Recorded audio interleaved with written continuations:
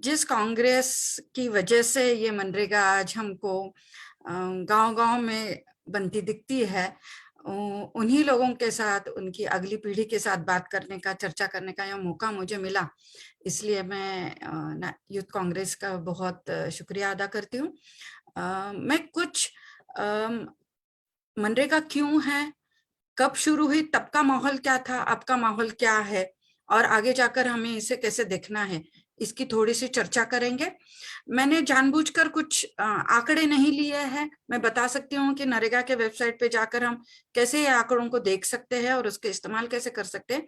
लेकिन अभी हम ये समझने की कोशिश करेंगे कि हमें जो प्रश्न पूछे जाते हैं मनरेगा को लेकर के, उसे हम कैसे समझते हैं और कैसे देखते हैं। थोड़ा पीछे हटकर देखते हैं तो मनरेगा हमारे पास गांव-गांव में शुरू हो गई। 2005 में उसका कानून बन गया और 2006 में ये लागू हो गया। और पहले 200 जिलों में, जिसको पहले प्लानिंग कमीशन सबसे पिछड़े हुए जिले कहा करती थी, उन जिलों में से शुरुआत होकर 2008 तक हम पूरे भारतवर्ष के पूरे देहात में मनरेगा को लेकर गए। मनरेगा क्या करती है, एक दो तीन चीजें बताऊं तो जो देहात में काम कर रहे हैं उन गांव के लोगों को जब चाहे तब हक से हम काम मांग सकते हैं, जो कि लोकल एडमिनिस्ट्रेशन जो है, जिसे हम पंचायत समिति कहते हैं या खंड कहते हैं, उस एडमिनिस्ट्रेशन की जिम्मेदारी है कि उन्हें काम मिले। एक वाक्य में कहना है तो हम इतना ही कह सकते हैं, लेकिन इसके पीछे क्या है और इससे हम क्या क्या सफल कर सकते हैं वो हम थोड़ा समझने की कोशिश करते हैं। ये 2005 में आया क्यों इसकी हमें जरूरत लगी और ये क्यों इसकी चर्चा शुरू हो गई। थोड़ा पीछे जाके देखते हैं तो 1951 में 1991 में जब हमने हमारी आर्थिक नीति में बदलाव लाए, बहुत सारे जो लाइसेंसेस थे वो छोड़ दिए और हमने एक प्राइवेटाइजेशन की तरफ, ग्लोबलाइजेशन की तरफ एक अलग कदम उठाया और हमारे जो आर्थिक रणनीति थी उसमें बड़ा बदलाव आया। उसके बाद हमने देखा कि आईटी रिवॉल्यूशन हुआ, इकोनॉमिक ग्रोथ जिसे कहते हैं, विकास दर जो है वो बहुत बड़ा, और हमने एक नया मिडिल क्लास बनते हुए देखा। उसी के साथ हमने ये भी देखा कि एक जो गरीबी थी बहुत सारी, खासकर जो गांवों में थी, देहात में थी, उसमें भी बहुत परिवर्तन हुआ और गरीबी कम हुई। ये भी हमने देखा, जिसे हम रेट ऑफ पॉवर्टी रिडक्शन कहते हैं, कि गरीबी कम होने का जो दर है, उसका जो स्पीड था, वो ये 10 सालों में सबसे ज्यादा रहा और गरीबी हम कम कर पाए। क्योंकि जब ये 1991 का फैसला हुआ कि हम इकोनॉमिक पॉलिसीज बदलेंगे, तब बहुत पैमाने पे ये टिका हुई थी कि इसके वजह से हम गरीबों को भूल जाएंगे। और 10 साल में हमने देखा कि ग्रोथ रेट बहुत बढ़िया था और मिडिल क्लास एक नया उभर के आया और उसके साथ गरीबी भी कम हुई। लेकिन सब इतना ठीक ठाक नहीं था।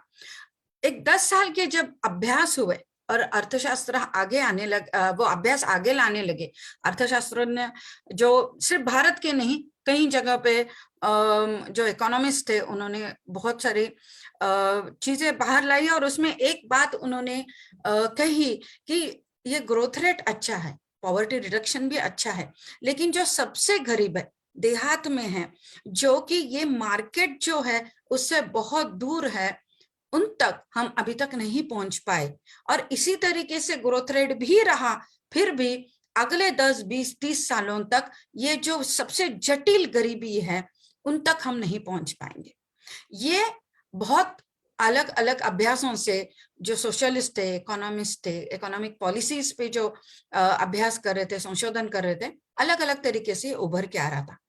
उसी समय हमारे जैसे जो संस्था थे, जो हम गांव में काम कर रहे थे, ऐसे भी संस्था में हम जब आपस में बात कर रहे थे, चर्चा कर रहे थे, तो हम ये कह रहे थे कि हम ये तो देख रहे हैं कि एक भारत जो है, एक जो इंडिया जो है, अलग तरीके से दिख रहा है। I mean you can feel the prosperity around, ऐसा लग रहा था तब कि बहुत बढ़िया लग रहा है। 70s और 80s का दौर अलग था, 90s का दौर अलग रहा, ये हमने देखा। ये हमने अपने हिंदी फिल्मों में भी देखा कि हिंदी फिल्मों में से भी गरीब निकल गए थे और गरीबों को दिखाना कम हो गया था, और ये सब चल रहा था। लेकिन एक अंडर करंट था, एक लेयर ऐसा था कि हमारे जैसे लोग थे, कुछ अभ्यास थे, कह रहे थे कि नहीं नहीं, सब इतना अच्छा नहीं है, कुछ तबके हैं जहां तक हम नहीं पहुंच पा रहे। ये बहुत चर्चा शुरू हो गई, खास तौर पे 2003-2004 के दौरान बहुत सारे आर्टिकल्स आने लगे, बहुत सारे पेपर्स आए, साइंटिफिक पेपर्स जिसे कहते हैं वो आए, कॉन्फ्रेंसेस हुई, और इसमें ये बहुत चर्चा होने लगी, जिसका एक नतीजा ऐसा हुआ कि हमें जैसा महाराष्ट्र में वैसा कुछ राइट टू वर्क चाहिए, एक गारंटी कानून चाहिए कि जिसकी वजह से काम मिले। इसका एक दूसरा दायरा हम समझने की कोशिश करेंगे, वो है कि 1966 से लेकर हमने ग्रीन रेवोल्यूशन किया, हमने सिंचन व्यवस्था पे बहुत सारा काम किया जो कि बहुत कैपिटल इंटेंसिव है।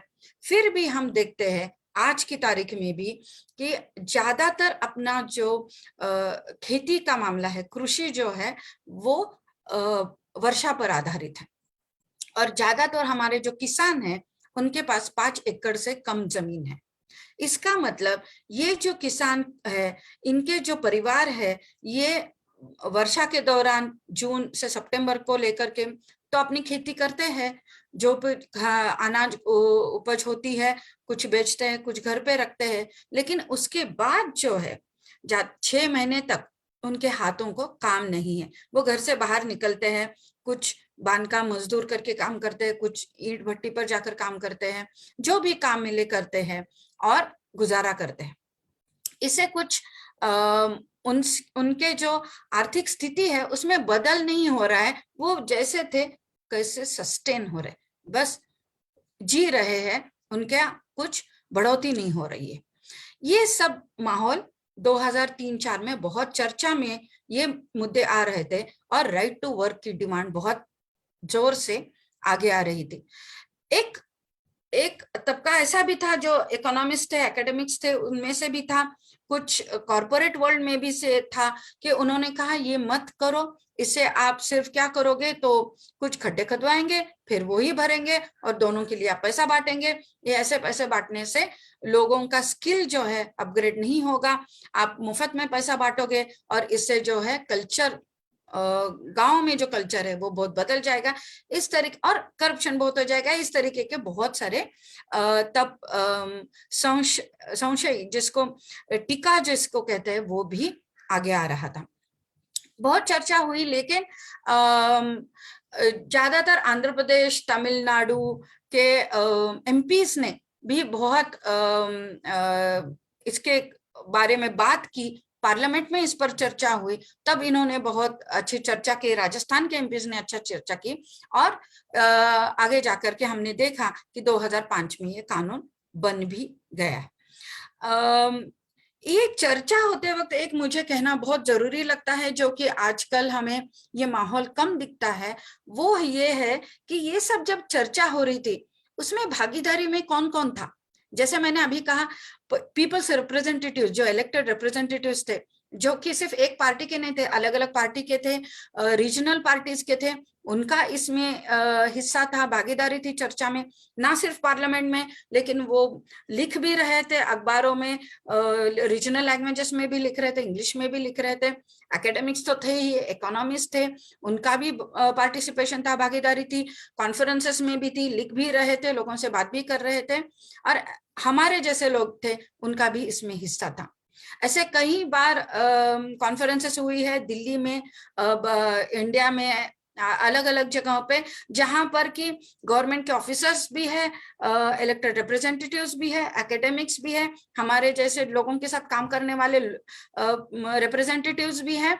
इन सब लोगों ने 2-2, 3-3, 5-5 दिन तक बैठकर चर्चा की है कि इसका मतलब क्या है, ये चाहिए या नहीं।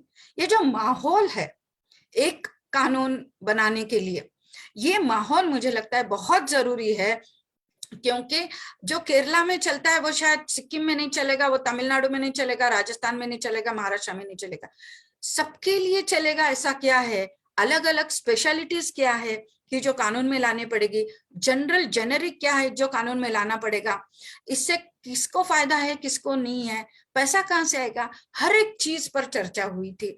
और ये जो चर्चा का दौर था वो 2 साल तक चला, और इसका जो ड्राफ्ट बना उसमें भी हम सब लोगों ने पार्टिसिपेट किया, सब लोगों ने भागीदारी की है। ये जो प्रोसेस है, ये जो प्रक्रिया है, ये ही बहुत अहम है कि इतना अच्छा कानून आगे जाकर हमें मिला है, जिसमें हमें बहुत ज्यादा चेंजेस, बहुत ज्यादा बदलाव 15 साल के बाद भी ना करने पड़े। इतना अच्छा वो जो बेसिक ढांचा है कानून का और वो इस प्रोग्राम का, वो इतने सारे चर्चा के बाद बना है, इसलिए वो इतना ठीक से बना है, ऐसा मुझे लगता है। और इस प्रकार से चर्चा होना मुझे बहुत जरूरी लगता है, खासकर उन लोगों के लिए, उन गरीबों के लिए जो कि खुद होके बात नहीं करते, ना वो कॉर्पोरेट वर्ल्ड के साथ बात करने वाले हैं, ना वो एकेडमिक्स के साथ बात करने वाले हैं, ना सरकारी दफ्तरों में जाकर अपनी बात रखने वाले हैं। तो ये जो सब लोगों ने मिलकर बात करनी है, इसमें एक ही पर्सपेक्टिव ना आने से वो ज्यादा बेहतर बन सकता है, ज्यादा देर तक चलने वाला बन सकता है। इसलिए मुझे ये भागीदारी का जो माहौल है वो मुझे बहुत जरूरी लगता है। अर्थात महाराष्ट्र में ये रोजगार हमी योजना के नाम से 1972 में पहली बार इंट्रोड्यूस हुई, जबकि बहुत बड़ा अकाल पड़ा था, 2-3 साल का अकाल था और बहुत परेशानी में लोग थे।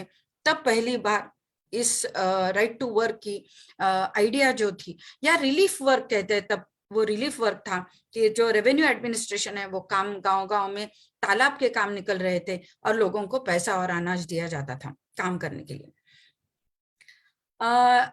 वहां से शुरू होते महाराष्ट्र में भी एक 70s का दौर था, वो पूरे दशक में इस पर बहुत चर्चा हुई, बहुत काम हुआ, और 78 में आखिरकार ये कानून बना। विश्व में पहला महाराष्ट्र राज्य था जिसने राइट टू वर्क का कानून बनाया। उस पर बहुत काम हुआ है, आप इसके बारे में और कहीं जगह पे पढ़ सकते हैं। थोड़ा फर्क है, जब 2005 में हमारा जो राष्ट्रीय कानून आया और जो महाराष्ट्र का कानून था उसमें थोड़ा फर्क है। महाराष्ट्र का कानून जो है वो कहता था हर एक व्यक्ति को पूरे साल तक काम मिल सकता है, जो कि अभी हमारा जो राष्ट्रीय कानून है वो कहता है 100 दिन और एक परिवार के लिए 100 दिन।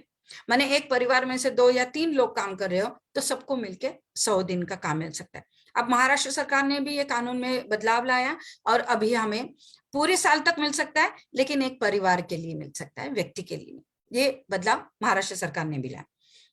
एक बदलाव ये भी आया कि हमें पता है 73-74 अमेंडमेंट के बाद हमें पंचायत राज इंस्टीट्यूशंस मिले, पंचायत राज संस्थाएं आई, जिसमें से हमने ग्राम पंचायत, पंचायत समिति और जिला परिषद, ये 3 स्तर ग्रामीण भाग के लिए हमें मिल गए। ये जो गवर्नेंस स्ट्रक्चर है इसका भी कॉग्निजेंस, इसका भी दाखला हमने इस कानून में लिया है, और ग्राम पंचायत को बहुत महत्व इस कानून के दौरान उसकी देखभाल के लिए कौन से काम होने चाहिए उसके लिए ग्राम पंचायत को बहुत बड़ा महत्व है, बहुत बड़ा रोल है इस पूरे कानून के अंतर्गत। महाराष्ट्र में ये कानून रेवेन्यू डिपार्टमेंट, राजस्व विभाग के साथ था।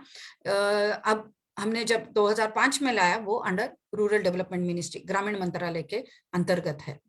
एक और बड़ा बदलाव इनका इंफॉर्मेशन टेक्नोलॉजी, ये जो पूरे देश के लिए, कॉर्पोरेट वर्ल्ड के लिए, और जिसने बहुत बड़ा इकोनॉमिक डेवलपमेंट जो भारत में हुई, इंडिया में हुआ, उसको बहुत बड़ा योगदान ये इंफॉर्मेशन टेक्नोलॉजी का है। और उसी इंफॉर्मेशन टेक्नोलॉजी को हम ये सबसे गरीब के लिए जो कानून बनाने जा रहे, सबसे गरीब के लिए जो कार्यक्रम बनाने जा रहे, उसका इंफॉर्मेशन टेक्नोलॉजी का इस्तेमाल हम इसके लिए कैसे कर सके, ये हमने पहले दिन से सोचा और उसका अंतर्भाव भी इस कानून के अंतर्गत किया। इसलिए हमें जो वेबसाइट मिलती है, नरेगा की जो वेबसाइट है, आप जरूर देखें, उसमें बहुत बहुत डेटा है।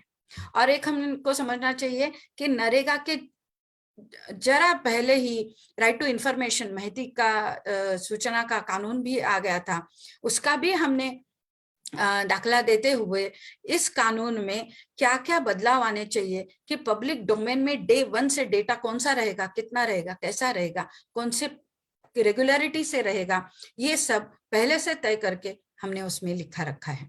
तो ये सब बदलाव जो है पंचायत राज इंस्टीट्यूशंस के वजह से है, इंफॉर्मेशन टेक्नोलॉजी के वजह से है। ये रूरल डेवलपमेंट का प्रोग्राम है, रिलीफ वर्क करके सिर्फ नहीं है, इसलिए वो रेवेन्यू डिपार्टमेंट में ना रखते हुए उसे मिनिस्ट्री ऑफ रूरल डेवलपमेंट में रखा गया। ये बहुत सोच समझ कर किए हुए, जो महाराष्ट्र का कानून था उसमें किए हुए बदलाव है। लेकिन महाराष्ट्र का जो कानून था, जिसके जो बेसिक हक है, अधिकार है, एंटाइटलमेंट्स है, वो वैसे ही है। सबसे बड़ा है कि मैं जब काम मांगू तब मुझे काम देना, ये जिम्मेदारी एडमिनिस्ट्रेशन की है, गवर्नमेंट की है। बाकी आप पूरे प्रोग्राम देखो गवर्नमेंट के, कौन सा भी प्रोग्राम रहने दो, हम एप्लीकेशन करेंगे, फिर गवर्नमेंट तय करेगी कि मैं एलिजिबल हूं या नहीं, और मुझे मिलने वाला है या नहीं। मुझे मिलने वाला है या नहीं ये तय करेगा मेरा बजट कितना है।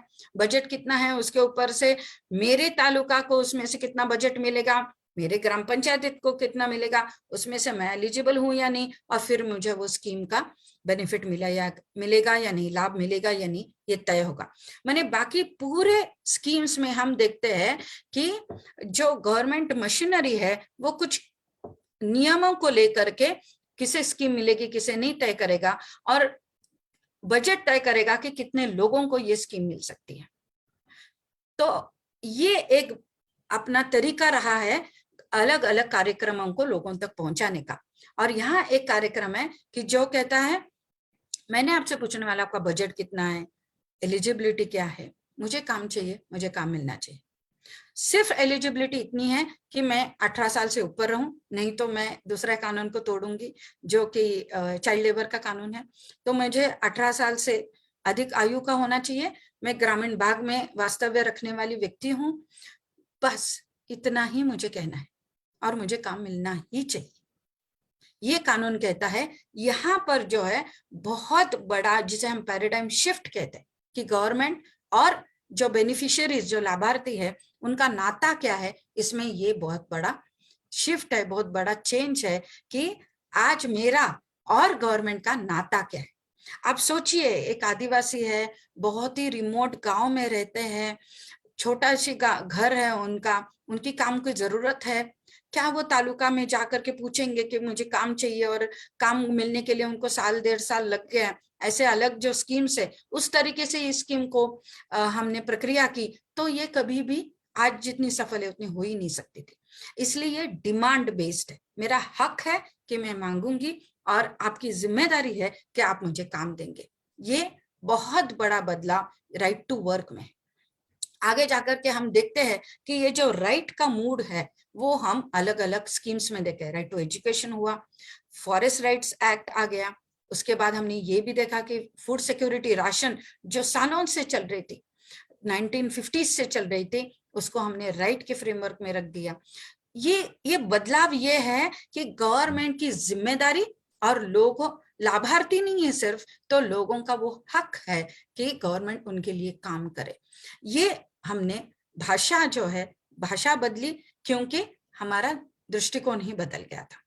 तो ये बहुत इंपॉर्टेंट काम यूपीए के दौरान हम देखते हैं, 2005-6 से लेकर 2012-13 तक ये पूरे नए कानून आए, और इसमें से मनरेगा एक बहुत बड़ा पाथ ब्रेकिंग कानून हुआ और प्रोग्राम निकला, ऐसा मैं मानती हूँ।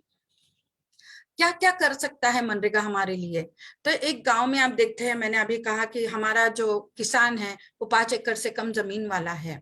हमारा जो किसान है वो वर्षा आधारित खेती करता है।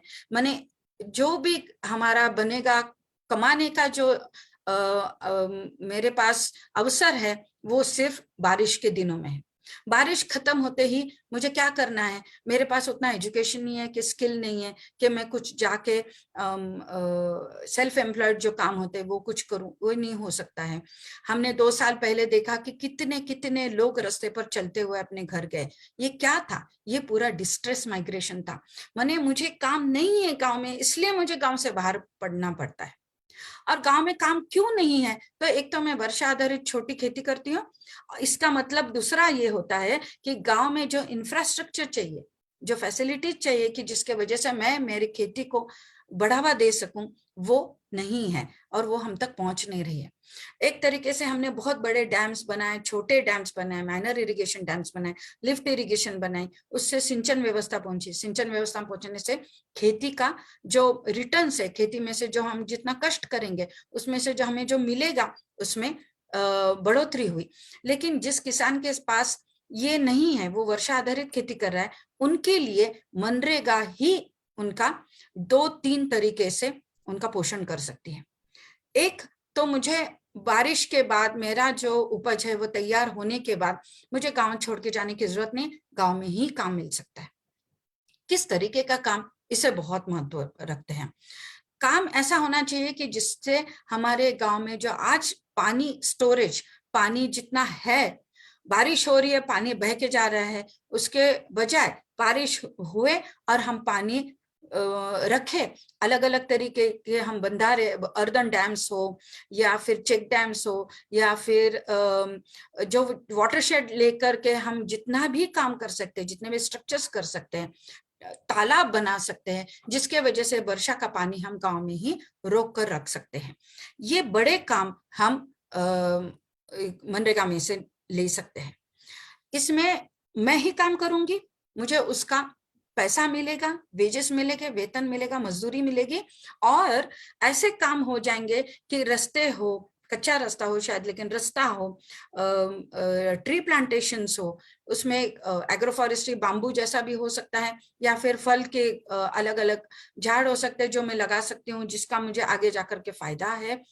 पानी और मिट्टी को लेकर को बहुत बढ़िया काम हो सकता है और हुआ है, हमने ये देखा है, जिसके वजह से गांव में जो आज तक सिर्फ वर्षा आधारित खेती होती थी उससे बदलकर वो रब्बी करना शुरू करेंगे और भी काम करेंगे हम, तो वो आगे जाकर रबी में कौन से प्रकार के अनाज ले सकते हैं, या फिर वेजिटेबल्स सब्जी लगा सकते हैं या फल लगा सकते हैं, अलग अलग तरीके से वो रबी में भी काम कर सकते हैं। एक बार खरीफ और रबी दोनों सीजन समझो हमारे किसान करने लगे, उनके पास 5 एकड़ से भी कम जमीन है, तो वो गांव में रहेंगे और उनका जो कमाई के साधन है वो बढ़ जाएंगे। इसको लेकर के हमने ये भी देखा है कि कुछ ऐसे तरीके से के काम हम निकाल सकते हैं जिसके वजह से जिनके पास लाइफ स्टॉक है, समझो गाय है, भैंस है, बकरे है, गाय भैंस जिसे कैटल कहते हैं, या स्मॉल रुमिनेंट्स बकरे हैं, या फिर चिकन पोल्ट्री है, या फिर फिशिंग है, ये सब जो अपॉर्चुनिटीज है, ये अवसर जो है, हम जब इंफ्रास्ट्रक्चर मनरेगा में से करेंगे तो ये अवसर भी हम तैयार कर सकते हैं। कल तक मैं 2, 5, 10 मुर्गी रखती थी क्योंकि मुझे उससे ही होता था, लेकिन या फिर 10-15 ही बकरी रख सकती थी क्योंकि उससे ज्यादा मैं कर नहीं सकती थी।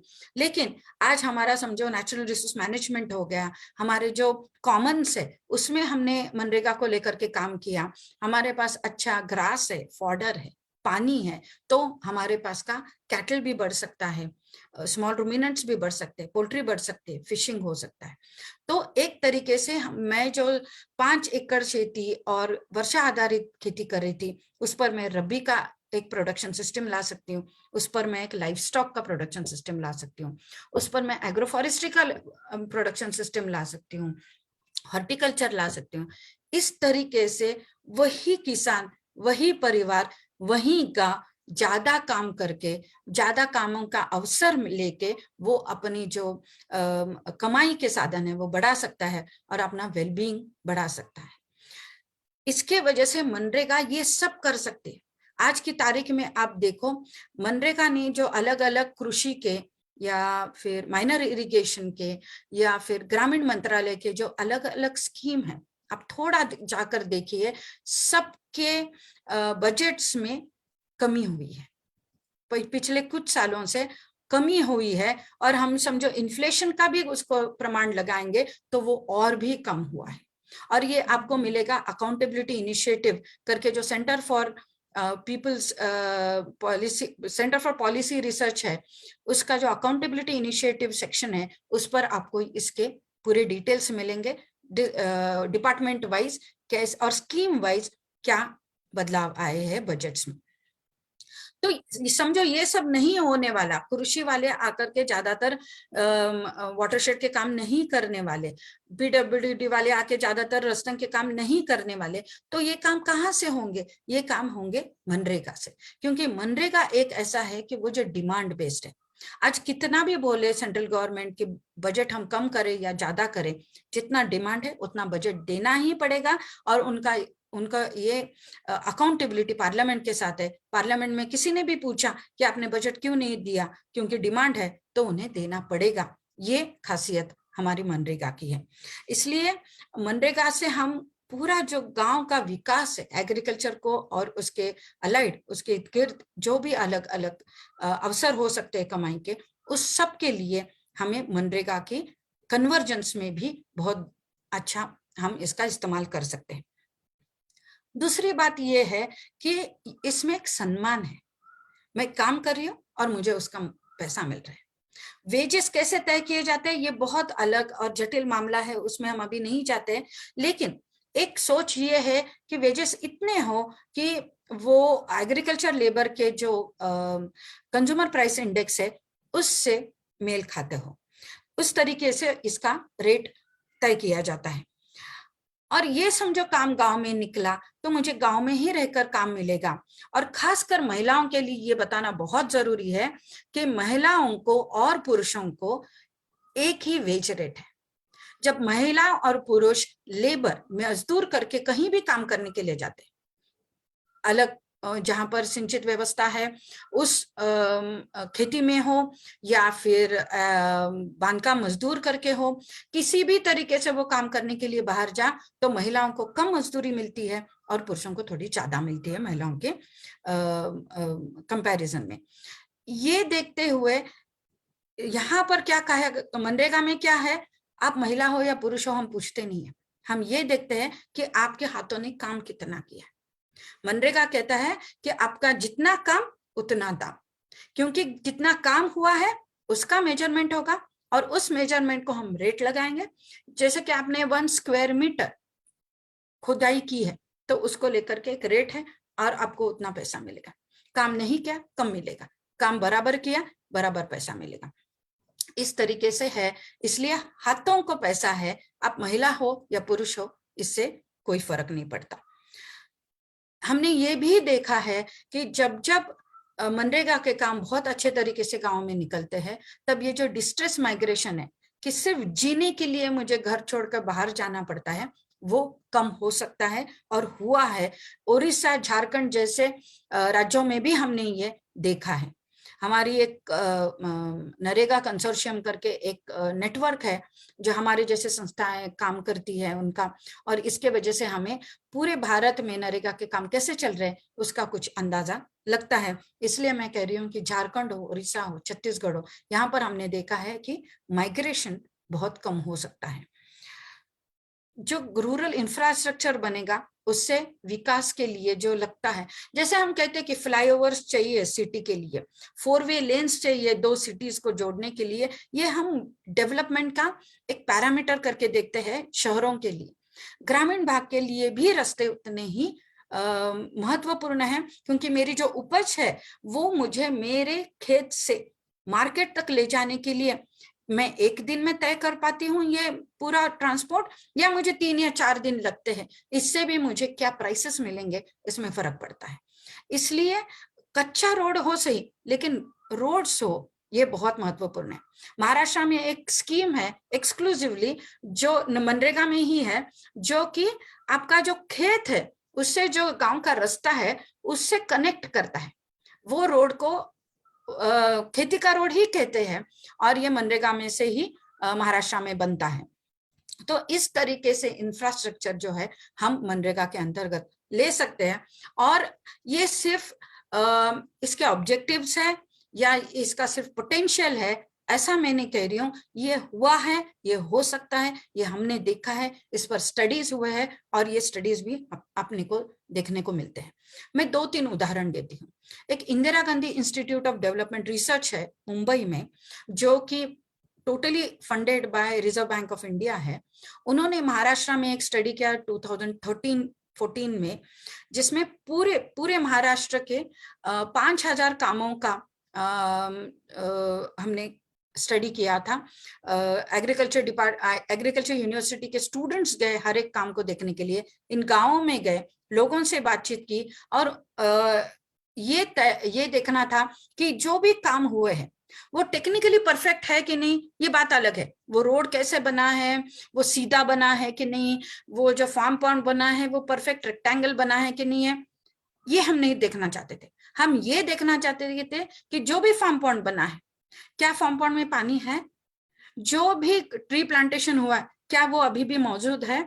ये सब देखने के लिए हमने ये स्टडी किया था, और ये स्टडी एकदम क्लियरली बताता है, बहुत स्पष्टता से कहता है कि मनरेगा का फायदा गांवों को, किसानों को और गांव के हर एक परिवार को होता है। मैं मजदूर करके काम करूं या ना करूं, मजदूरों को ने तो कमाया तो है ही, उनको उसकी मजदूरी मिली है, लेकिन ये जो इंफ्रास्ट्रक्चर गांव में तैयार हुआ है उसका फायदा पूरे ही गांव को हुआ है। इस IGIDR के स्टडी में बहुत फोर्सफुली वो आता है।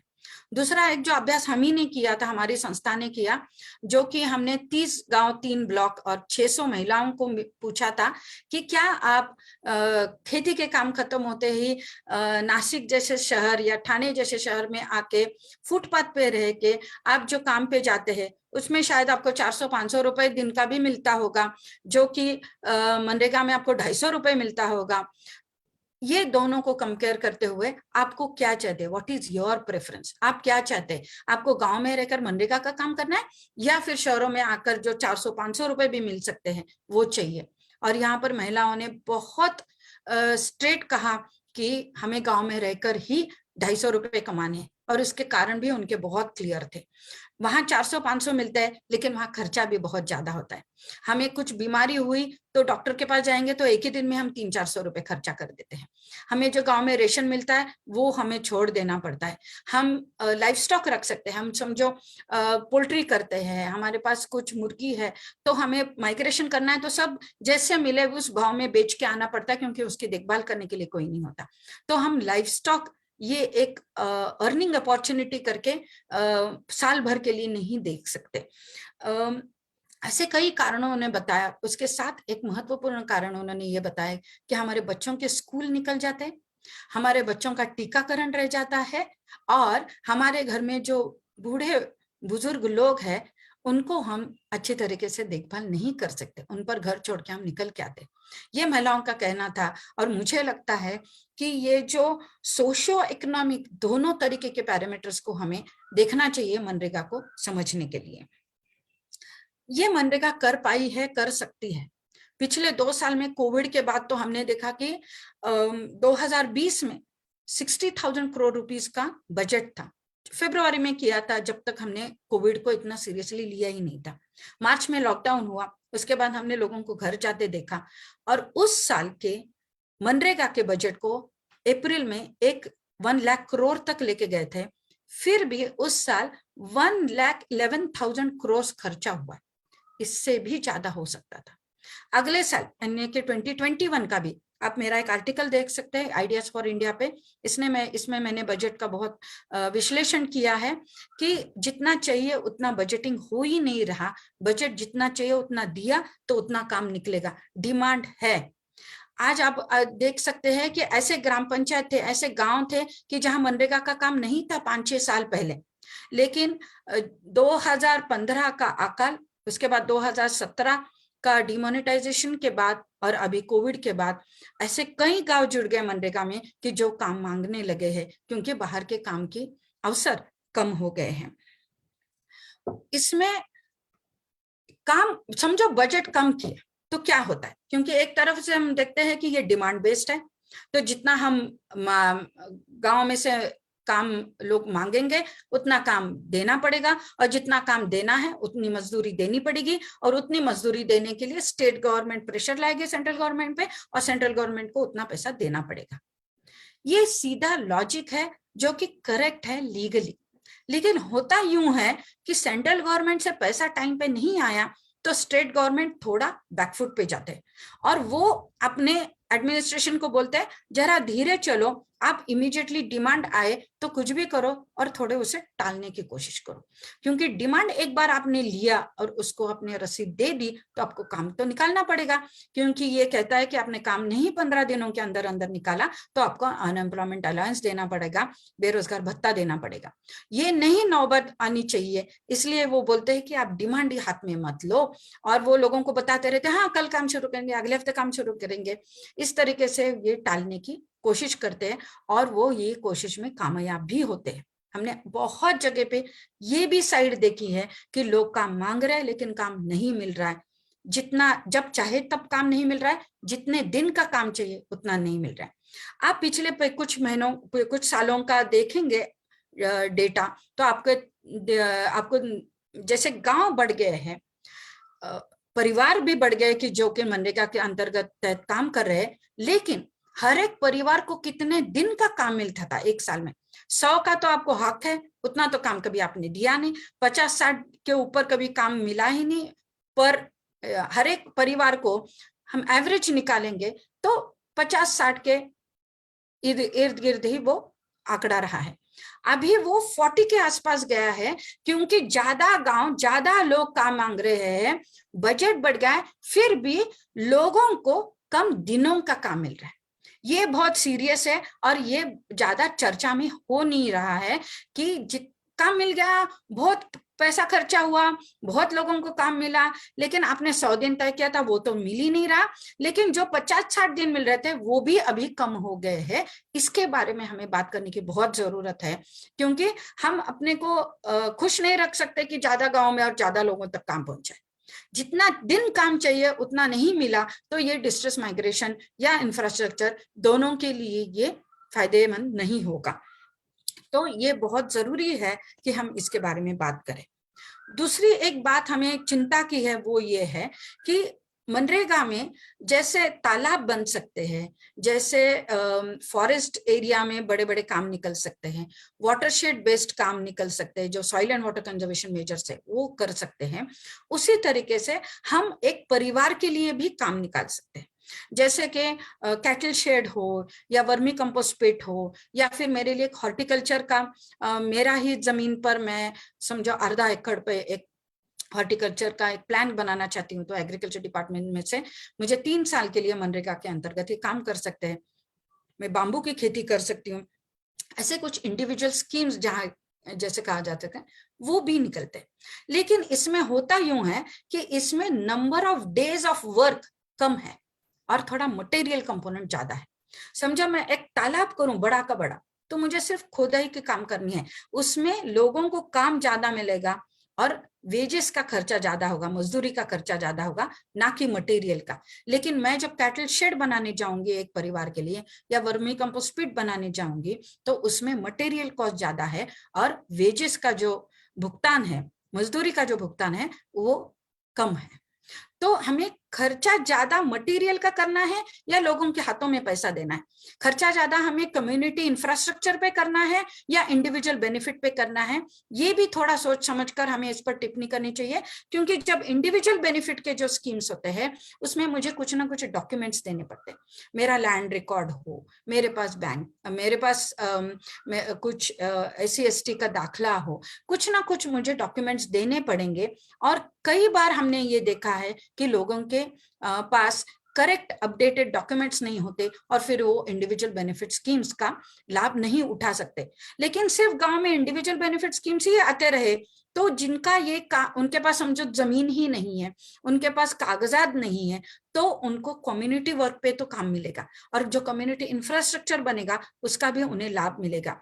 तो ये जो महत्व ज्यादा आया है इंडिविजुअल बेनिफिट स्कीम्स को, जो वैयक्तिक योजना है जो परिवार के लिए होते हैं, वैयक्तिक परिवार के लिए, उसका महत्व आजकल बहुत बड़ा है। सेंट्रल गवर्नमेंट से उसे बहुत कुछ पुश किया जाता है, लेकिन हमें कम्युनिटी वर्क्स और कम्युनिटी इंफ्रास्ट्रक्चर के लिए जो महत्व है वो बार बार दोहराने की बहुत जरूरत लगती है, क्योंकि उसी के वजह से इंफ्रास्ट्रक्चर बिल्ड होगा और उसी के वजह से हम गरीबी कम कर पाएंगे। एक बात ये भी हुई है 5-6 साल में से, और वो बहुत हल्के से हुई है, ध्यान में भी नहीं आया किसी का। आप जानते हैं कि एक रूरल हाउसिंग स्कीम है जिसको पहले इंदिरा आवास कहा जाता था, वो रूरल डेवलपमेंट डिपार्टमेंट की स्कीम है और पूरी सब्सिडी जो है वो गरीब गांव के लोगों के लिए वो स्कीम थी। आप किसान हो या भूमिहीन हो, आप सभी के लिए थी वो। और आप एप्लीकेशन दो, अर्जी करो, और आपको कभी आप लाइन में रहोगे, ये साल या अगले साल या अगले साल आपको मिलेगा। और एक आपका जो प्रॉपर कंक्रीट का घर है, ईंटों वाला घर बना सकते हैं। ऐसे अपनी एक इंदिरा आवास योजना होती है जिसका नाम अभी बदल गया है, उसका बजट भी कम हुआ है, लेकिन उसमें का जो लेबर कंपोनेंट है वो मनरेगा में लिया गया है। इसका मतलब ये हुआ कि जो रूरल डेवलपमेंट डिपार्टमेंट का फंड था, जो पूरा का पूरा हाउसिंग प्रोग्राम के लिए था सब्सिडी के तहत, उसमें का एक कंपोनेंट आपने मनरेगा के अंतर्गत ला लिया, जिसका सीधा सीधा मतलब है कि आपने मनरेगा को उतना कम कर दिया। क्योंकि ये जो काम है, ये जो परसेंटेज, ये जो वेजेस मिलने का मौका है, वो गांव के लोगों को दूसरे काम में भी मिल सकता था। क्योंकि हाउसिंग स्कीम तो चल ही रही थी, उसमें तो मुझे काम करने का मौका था ही मेरे परिवार को, लेकिन इसके अलावा भी मुझे काम करने का मौका मिलता है समझो जब ज्यादातर काम निकल सकते हैं। तो ये जो टॉयलेट जो है, सैनिटेशन प्रोग्राम जो है, और ये हाउसिंग सब्सिडी वाला, रूरल हाउसिंग सब्सिडी वाला प्रोग्राम है, ये दोनों में का लेबर कंपोनेंट आज मनरेगा के अंडर आता है। और ये बहुत बेखूबी से किया है, और जिस पर ज्यादा किसी ने टिप्पणी की है ऐसा मैंने तो पढ़ा नहीं। मैंने लिखा है लेकिन मैंने ज्यादातर ये पढ़ा नहीं है। मुझे किन लोगों ने ऐसा भी कहा कि क्या क्या फर्क पड़ता है। फर्क पड़ता है, इसमें 100 रुपए था, इसमें भी 100 रुपए था, इसका आपने 70 कर दिया, इसके 30 यहाँ पर ला लिए, लेकिन इसको 130 नहीं किया है आपने। ये बात हमें समझने की बहुत जरूरत है।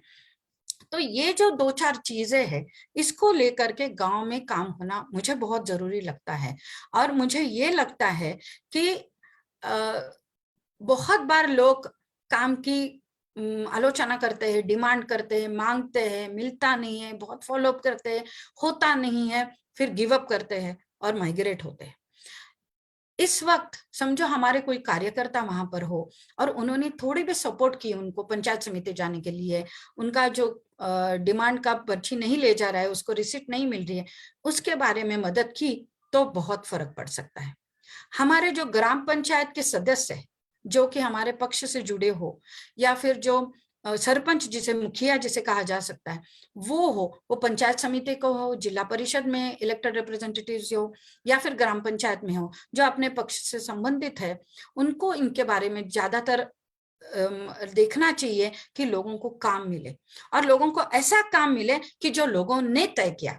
मनरेगा का ये भी खासियत है कि पार्टिसिपेटरी प्लानिंग, गांव के लोगों ने प्लान करना चाहिए कि हमें क्या चाहिए। हमें तालाब चाहिए तो यहाँ चाहिए, हमें रास्ता चाहिए वो वाला चाहिए, हमें इस प्रकार के लोकल वैरायटीज की वृक्ष लगाने हैं, ये ट्री प्लांटेशन करना है, हमारा फॉरेस्ट जो है वो इस तरीके से हमें रिजुवेनेट करना है। तो ये जो काम चाहिए, किस तरीके के काम चाहिए, कहाँ पर चाहिए, कब चाहिए, ये तय करने का पूरा अधिकार जो है ग्राम सभा को है। और ये ग्राम सभा जो ग्राम पंचायत है, ये सिर्फ ग्राम सभा में जो रिजोल्यूशन हुए हैं वो ग्राम पंचायत आगे जाकर पंचायत समिति को देगी। तो ये जो पूरा मामला है, इसमें हमारे पक्ष के जो कार्यकर्ता है, हमारे पक्ष के जो लोग प्रतिनिधि है पंचायत राज के, इन लोगों ने थोड़ा भी ध्यान दिया तो बहुत बदल आ सकता है और लोगों को ज्यादातर काम मिल सकता है। मैं एक सिंपल 1 साल में हमने एक 30 विलेजेस का हमने स्टडी किया कि 1 साल हमने डटे रहो उस गांव में और कुछ भी करो, लोगों के साथ रहो, काम मांगते रहो, प्लानिंग में देखो, प्लानिंग हमारा एक्शन प्लान में परिवर्तित हुआ कि नहीं ये देखो, पूरा फॉलोअप करते रहे 1 साल तक। और 30 गांवों को लेकर हम 120 लाख का काम लेके आ सकते। तो एक छोटी संस्था इतना कर सकती है आदिवासी भाग में, तो हमारे जैसे जो पक्ष कार्यकर्ता है जिनके लिंकेजेस बहुत स्ट्रांग हो सकते हैं कि जहां पर हम कंप्लेंट्स आगे लेके जा सकते हैं, तो हम बहुत कुछ कर सकते हैं। तो मुझे ऐसा लगता है कि अपने जिला परिषद, पंचायत समिति और ग्राम पंचायत के जो सदस्य हैं, इनके साथ हम कुछ ट्रेनिंग प्रोग्राम्स ले, जिसमें सिर्फ मनरेगा ना हो, फॉरेस्ट राइट्स एक्ट भी हो, रेशन वाला जो नेशनल फूड सिक्योरिटी एक्ट हो, राइट टू एजुकेशन वाला हो, जीपीडीपी जो हमारा है उसका बात हो, जो 14-15 कमीशन से पैसा आता है जीपीडीपी में, उसका इस्तेमाल कैसे हो गांव में। इस तरीके से समझो हमने काम करना गांव में शुरू किया अपने सदस्यों में, तो बहुत बड़ा बदलाव आ सकता है।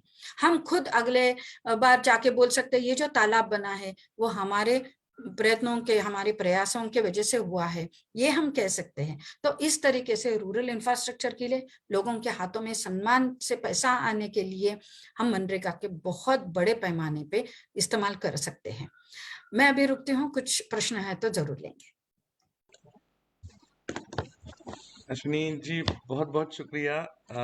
आपने बहुत ही सुंदर तरीके से ये बात आपने सामने रखी है, बहुत ही खूबी से ये बात सामने रखी है। मुझे तो लगता है कि ये जो मनरेगा बनने का इतिहास भी आपने जो सामने रखा, वो एक रोचक ही नहीं, रोमांचित करने वाला भी मैं कहूँगा है।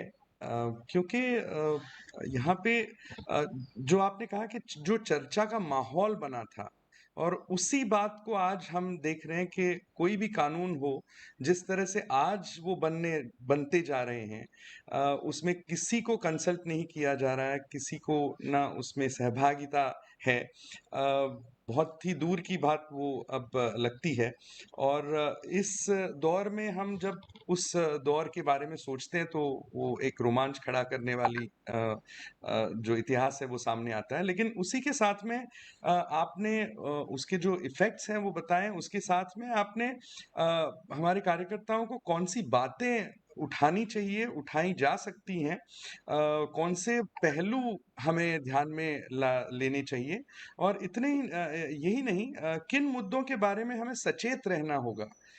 ये जो आपने कहा है वो मुझे लगता है कि बहुत ही महत्वपूर्ण है। अभी तो हैंड रेजेस मिलना शुरू हुआ है। मैं जो हैंड रेज मुझे देंगे मैं अनम्यूट करूंगा। डॉक्टर रविंद्र कुमार जी हैं, मैं अनम्यूट करूंगा आपसे। आप से रिक्वेस्ट है कि आप कैमरा ऑन करें। जी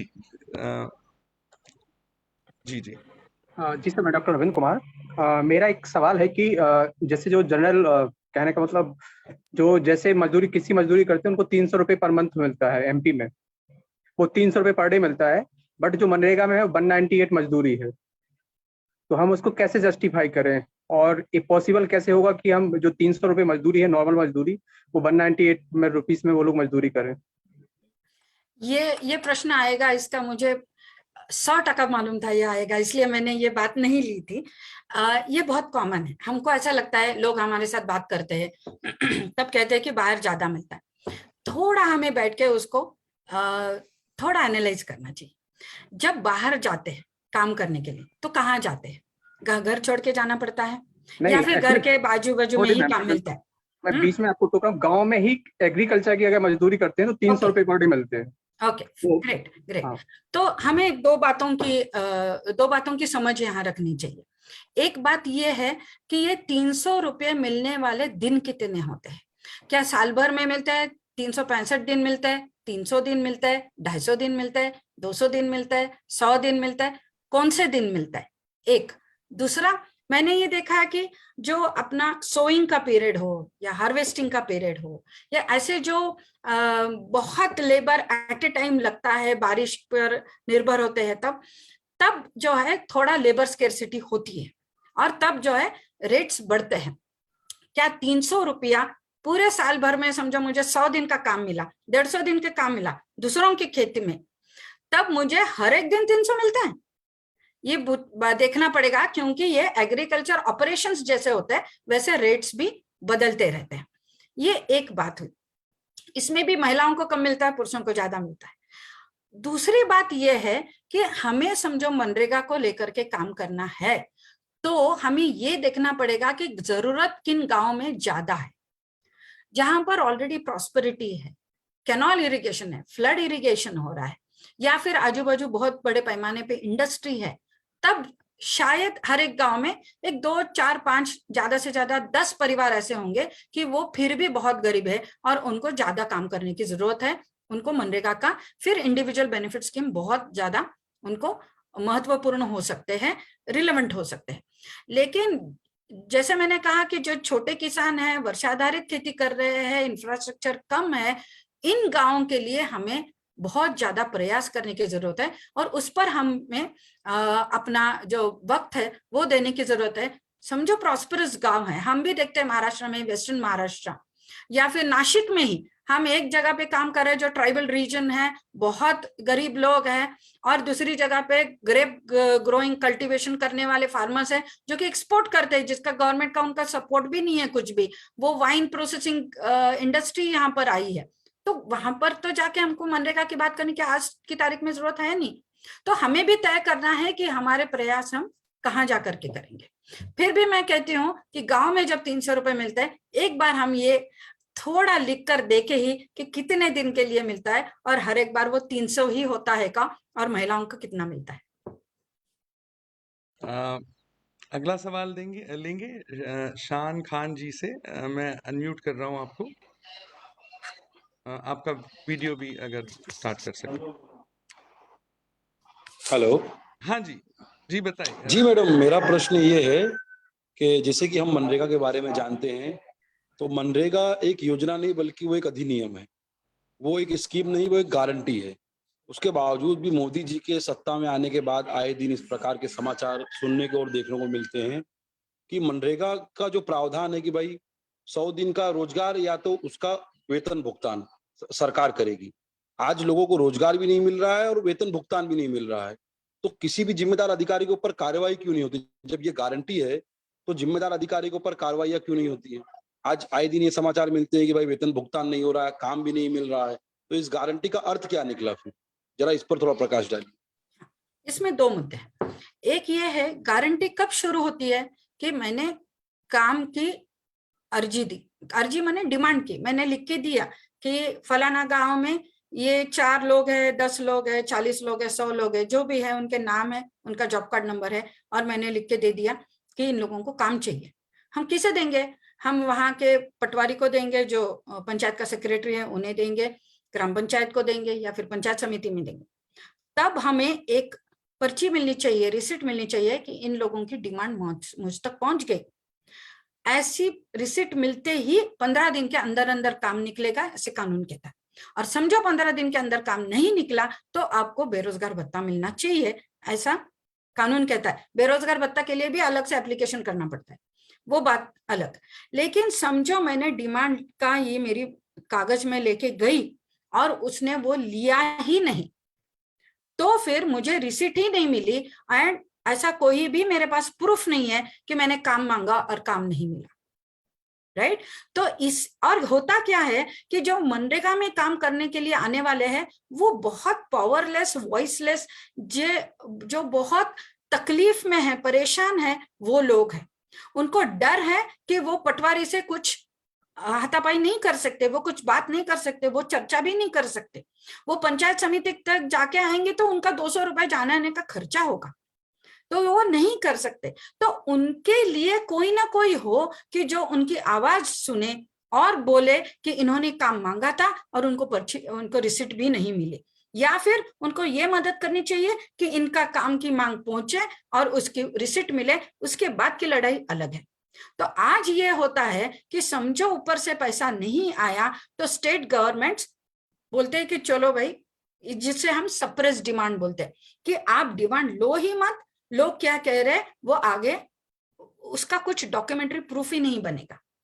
ये चल रहा है और इसके वजह से हम किसी को भी अकाउंटेबल नहीं पकड़ सकते। और इसके लिए जो सबसे वीक जो है वो कड़ी ये है कि मेरी डिमांड हो, रिटर्न हो और उसकी मुझे रिसिट मिले।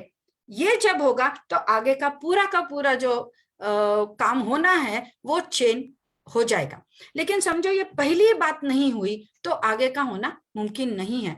और ये पहली बात ना होना ये बहुत बड़े पैमाने पे हर एक स्टेट में चल रहा है। और जब पैसा ऊपर से कमाता है तो स्टेट गवर्नमेंट बोलता है मैं लायबिलिटी क्यों दूं, और फिर स्टेट गवर्नमेंट भी सप्रेस करता है डिमांड। इसके वजह से ये होता है। और जो भुगतान लेट होता है, वेज पेमेंट्स जो लेट होते हैं, उसके लिए भी प्रावधान ये है कि एक तो 15 दिन के अंदर अंदर होना चाहिए, या फिर डिलेड पेमेंट का कॉम्पेंसेशन मिलना चाहिए। महाराष्ट्र गवर्नमेंट में 15 दिन के बाद समझो पेमेंट आ रहा है तो ऑटोमेटिकली सिस्टम कैलकुलेट्स, जो अपना पे ऑर्डर है वो ही कैलकुलेट करता है पर डे तुम्हारा कॉम्पेंसेशन कितना है, और आपको जब वेज मिलेगा उस तारीख तक का पर डे कॉम्पेंसेशन कैलकुलेट करके ही मेरा भुगतान होता है। ऐसे हर एक स्टेट में नहीं है, तो इसकी हमें डिमांड करनी चाहिए। और ये भी देखना चाहिए क्यों नहीं हो रहा है। अभी पोस्टल पेमेंट बैंक सर्विस आ गई है, बैंकिंग करस्पॉन्डेंट्स कम है क्या, इस सब के वजह से ये हो सकता है। लेकिन ज्यादातर आज की तारीख में भुगतान लेट होने का कारण सेंट्रल गवर्नमेंट से फंड्स रिलीज ना होना, ये बहुत बड़ा कारण है। अश्विनी जी, दो सवाल अब आ गए हमारे पास। संदेश झाड़े जी हैं, मैं उनको अनम्यूट करता हूं, और संदेश जी प्लीज सवाल पूछिए। मेरा सवाल ये था कि जो बढ़ती आत्महत्या है किसानों की, तो उनके आंकड़ों में सुधार कुछ हो सकता है? क्योंकि आपने जैसा कहा कि एक फैमिली के 1 या 2 लोगों को काम दिया जाता है मनरेगा के तहत, तो इन आत्महत्या को रोकने के लिए कुछ है प्रावधान? डायरेक्टली तो है नहीं, मैंने कंपेंसेशन इस तरीके से तो कुछ है नहीं, लेकिन इतना डिस्ट्रेस में किसान क्यों जाता है ये हमें सोचने की बात है।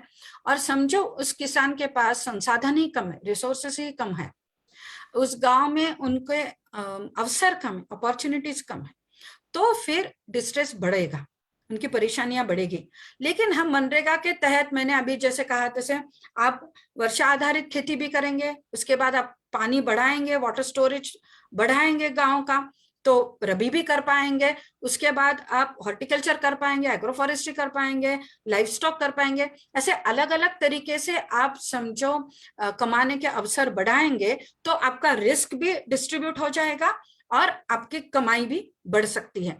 ये मनरेगा जो आपका इंफ्रास्ट्रक्चर है वो बिल्ड कर सकता है 2 चीजों की वजह से। एक तो मैं खुद करने वाली हूं तो उसकी क्वालिटी अच्छी होगी क्योंकि मैं ही वो इस्तेमाल करने वाली हूँ, और दूसरी बात यह है कि समझो प्लानिंग में मेरा पार्टिसिपेशन है, प्लानिंग करते वक्त ही गांव के लोगों ने मिलकर तय किया कि तालाब यहाँ हो या रास्ता वहां हो या फिर फॉरेस्ट का डेवलपमेंट ऐसा हो, soil and water conservation measures ऐसे हो, गांव के लोगों ने तय किया हो तो उसका फायदा भी ज्यादा होता है। कोई बाहर से आए, तय करे, कहीं भी बांध के निकल जाए, लोगों को पता भी नहीं होता कि वहां चेक डैम बनाया और वो फूट भी गया। तो ऐसा नहीं होना चाहिए, लोगों की भागीदारी उसमें होनी चाहिए, प्लानिंग में ही भागीदारी होनी चाहिए। वो खुद वो कंस्ट्रक्ट करेंगे, उसका उन्हें वेजेस भी मिलेंगे। तो आप ये देखेंगे कि पहला साल बहुत तकलीफदायी होता है नरेगा पे, पहली बार गांव में होता है तो, लेकिन तीसरे साल से आप डेवलपमेंट देखते हैं। 5 साल के बाद आप ऐसे लोगों को मिलेंगे कि जो कहेंगे मेरे पास अभी वक्त नहीं है नरेगा के काम पे जाने के लिए, मेरा खेती में मेरा लाइफ स्टॉक है, मेरा ही बहुत काम है, मेरे पास अवसर नहीं है। तो ये जो बदलाव है वो धीरे होगा, लेकिन जो होगा वो सस्टेनेबल होगा, वो ड्यूरेबल रहेगा। अगले सवाल के लिए मैं जावेद खान जी के पास जाता हूं और फिर सुमित जी के पास आऊंगा। जावेद खान जी प्लीज अनम्यूट कर दीजिए। Thank you sir. मेरा सवाल यह है कि देश के प्रधानमंत्री मोदी जी ने संसद में मनरेगा को लेकर के उपहास उड़ाया था। उन्होंने कहा था कि यह यूपीए सरकार का एक ऐसी योजना है जिसे मैं हमेशा संभाल कर रखूंगा, उपहास उड़ाते हुए कहा था। लेकिन हमने देखा कि जब लॉकडाउन लगा तो पूरे देश से जो श्रमिक थे, जो बेरोजगार थे, वो अपने गांव पे पहुंचे तो उसी मनरेगा से उन्हें काम मिला और वो अपना जीवन यापन कर सके। लेकिन पिछले 2 साल में लगातार मनरेगा के फंड में कटौती हो रही है। आज तो लगभग 25,000 करोड़ रुपए की कटौती हो चुकी है और डिमांड के बाद में इसे भले ही 98,000 करोड़ रुपए पहुंचाया गया, लेकिन आज के वित्तीय वर्ष के अनुसार, मांग के अनुसार देखा जाए तो यह 25.51% कम है। तो क्या जो यूपीए एनडीए की सरकार है, मोदी जी की सरकार है, उनके वित्तीय सलाहकार जो हैं वो उन्हें वह सलाह नहीं दे पा रहे हैं जो मनरेगा को लेकर के होना चाहिए था, या इस सरकार की ही मनरेगा को लेकर के शुरू से नीति या नीयत खराब है, या चाहती नहीं कि यूपीए के समय में लाया गया यह जो कानून है या जो उसको बढ़ावा मिले, या यूपीए की इसमें वाहवाही हो। ये जो राजकीय माहौल है आप मुझसे ज्यादा बेहतर जानते हैं, फिर भी आप ये समझ लीजिए कि जो सक्सेस स्टोरीज है यूपीए के वो कंटिन्यू नहीं करना चाहते थे, क्योंकि उनका अपना एक अलग इमेज बनाना था, अपना एक अलग इम्प्रेशन लाना था। जो भी पहले स्कीम्स थे वो उसके कम से कम नाम तो बदल ही गए हैं, इसका नाम नहीं बदला, ये क्योंकि कानून है। लेकिन पहले ऐसा कहा उन्होंने, लेकिन आप देखिए 2015 में जो अकाल हुआ तब सबसे ज्यादा मनरेगा के वजह से लोग रह सके और कुछ बाहर जाके लोगों का डिस्ट्रेस एक्सप्लोड नहीं हुआ। 2017 में भी डिमोनेटाइजेशन के बाद लोगों में जो तकलीफें थी मनरेगा की वजह से वो उस पर कुछ काबू पा सके, और पिछले 2 साल में भी हमने देखा। बात यह है कि हम सिर्फ बजट की बात करके नहीं रुक सकते, हम थोड़ा और डेप्थ में जाके उनके साथ चर्चा करना बहुत जरूरी है, और ये सवाल उठाना बहुत जरूरी है, क्योंकि बजट के लिए 2 चीजें कही जाएगी। आप सिंपल डेटा देखेंगे तो वो बढ़ रहा है, आंकड़े देखेंगे तो वो बढ़ रहा है, लेकिन जितना चाहिए उतना बढ़ रहा है कि नहीं, ये हमें प्रूव करना पड़ेगा। और इसके लिए हमको आंकड़ों को जरा ज्यादा एनालिसिस करना पड़ेगा। जैसे मैंने कहा कि एवरेज डेज पर फैमिली कम हो गया है, वो क्या कहता है? एवरेज डेज पर विलेज कम हो गया है, वो क्या कहता है? तो इस तरीके से भी हम उस पर चर्चा कर सकते हैं और ये दिखा सकते हैं कि आप हमें सिर्फ टोटल बजट के आंकड़े ना दिखाएं, बल्कि जरा ज्यादा डिटेल में हम इस पर बात करेंगे। दूसरी बात इसको लेकर के ये है कि जो मैंने कहा जैसे कि अलग अलग स्कीम इसमें जो जोड़ने की कोशिश हो रही है, उससे भी उसका इनविजिबल बजट कम हो रहा है। दिखता तो नहीं है कि बजट कम हुआ, लेकिन उसमें से आपने थोड़ा निकाल के लिए, मैंने परोसा आपको थोड़ा, लेकिन उसमें से मैंने थोड़ा निकाल भी ले लिया। लेकिन परोसते वक्त का फोटो मैंने दिखाया तो ऐसा लगता है बहुत ही दिया, लेकिन वैसा नहीं है, मैंने थोड़ा बाद में निकाल लिया। तो इस तरीके से जो अलग अलग थोड़ा नीचे जाके देखते, थोड़ा डेप्थ में जाके देखते हैं, तो जो चीजें दिखती है उस पर बात होनी चाहिए, और इस पर डिस्कशन पब्लिक डिस्कोर्स में होना चाहिए। इस पर डिस्कशन वर्नाक्युलर लैंग्वेजेस में होना चाहिए, ना कि सिर्फ इंडियन एक्सप्रेस और टाइम्स ऑफ इंडिया में इस पर बात हो या हिंदुस्तान टाइम्स में बात हो। पार्लियामेंट में भी चर्चा हो तो वो रीजनल लैंग्वेजेस में हो। हम लोगों तक पहुंचने की जितनी कोशिश करेंगे वो रीजनल लैंग्वेजेस में ही हो सकती है। और अपने इलेक्टेड रिप्रेजेंटेटिव्स जहां भी हो, जिस जिला परिषद में हो, जिस स्टेट में हो, जिस पार्लियामेंट में हो, कहीं भी हो, ये बात हम बार बार दोहराएंगे, रखेंगे, तो वो कानून को ऐसे बेदखल नहीं कर सकते हैं, और कुछ ना कुछ तो अकाउंटेबिलिटी उससे एस्टेब्लिश हम कर सकते हैं। लेकिन बार बार बात करना जरूरी है। आजकल मैं देखती हूँ इवन हमारे सेक्टर में भी अब कितनी बार मनरेगा की बात करेंगे, ऐसा लोगों को हो रहा है। ऐसी बात नहीं है। मनरेगा हम ऐसा नहीं चाहते कि अगले 50 साल तक चले या 100 साल तक चले। मनरेगा बंद हो, ये मनरेगा की सफलता है। लेकिन कब? जब इतना कम्युनिटी इंफ्रास्ट्रक्चर हो, इतनी रूरल डेवलपमेंट हो कि लोगों की मनरेगा की जरूरत ये सिर्फ जब बहुत अकाल हो या बहुत कुछ डिजास्टर हो तभी जरूरत पड़े, तब ये सेफ्टी नेट के तौर पे काम करेगा, ना कि आज की तारीख में वो डेवलपमेंट के तौर पे काम कर रहा है। ये फर्क मनरेगा में आएगा जब मनरेगा बहुत बढ़िया तरीके से कुछ साल तक चले, कुछ साल तक, तो फिर ये बदलाव हो सकता है। Thank you so much. Yes या सुमित जी, मैं आपको अनम्यूट कर रहा हूँ। सुमित जी। जी हाँ, धन्यवाद सर, धन्यवाद मैम। आपने बड़ी गहराई से मनरेगा का जो इतिहास है, उसकी आज की वर्तमान में प्रासंगिकता और भविष्य के बारे में पूरे बखूबी बताया। तो अभी बहरहाल हम समापन की ओर बढ़ते हैं। मैं आमंत्रित करना चाहूंगा श्री सीताराम लांबा जी को, जो कि भारतीय युवा कांग्रेस के राष्ट्रीय महासचिव हैं और राजस्थान युवा बोर्ड के अध्यक्ष हैं, और जो कि बखूबी से अपनी भूमिका का निर्वहन करते हुए युवाओं के लिए अलग अलग कल्याणकारी योजनाओं की शुरुआत कर रहे हैं। और दूसरी एक और अच्छी पहल की उन्होंने शुरुआत की है कि जैसे मनरेगा ग्रामीण आंचल के भविष्य को संवार रही है, वैसे ही मनरेगा को शहरों में भी ले जाने के लिए राजस्थान सरकार संकल्पबद्ध है। तो मैं आमंत्रित करना चाहूंगा श्री सीताराम लांबा जी। थैंक यू सुमित, और थैंक यू अश्विनी जी और सभी को।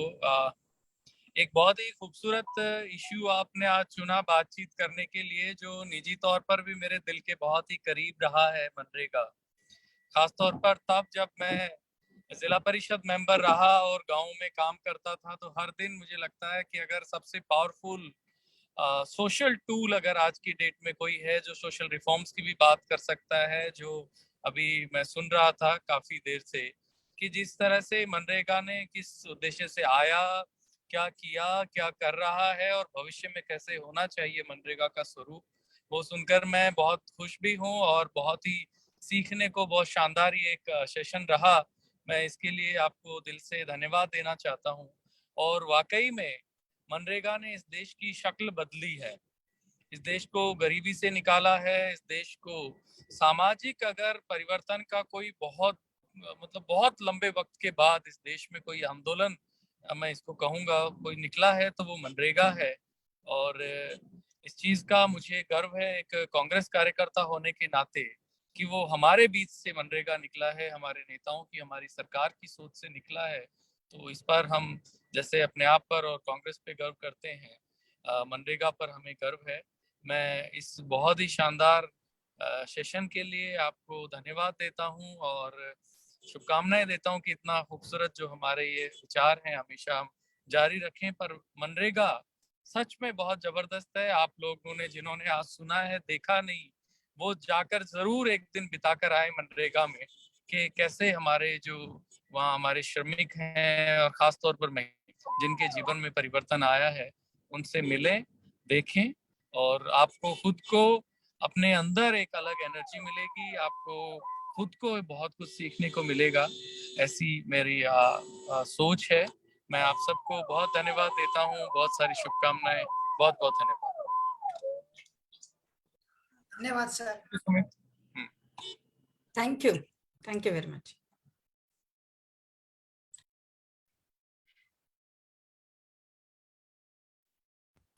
फिर एक बार सभी का बहुत बहुत शुक्रिया, सभी का आभार जगह भारत और इंडियन यूथ कांग्रेस की तरफ से।